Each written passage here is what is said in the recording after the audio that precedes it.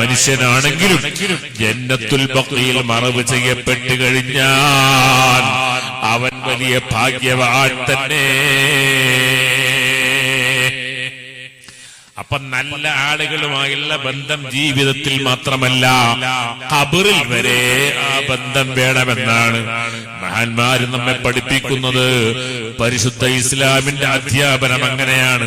മഹാനായ ഉമറുൽ ഫാറൂഖ് റളിയല്ലാഹു അൻഹു ഉണ്ടല്ലോ, ഉമറുൽ ഫാറൂഖ് റളിയല്ലാഹു അൻഹു 10 വർഷക്കാലം ഇസ്ലാമിക ഭരണം നടത്തിയ മഹാനാണ്. 10 വർഷം ഭരണം നടത്തിയിട്ട് 10 കൊല്ലവും ഹജ്ജിന് പോയിട്ടുണ്ട്.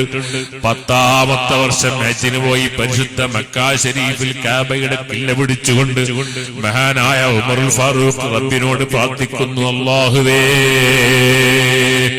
اللهم إني قد ضعفت جسمي وقويت رعي وكثرت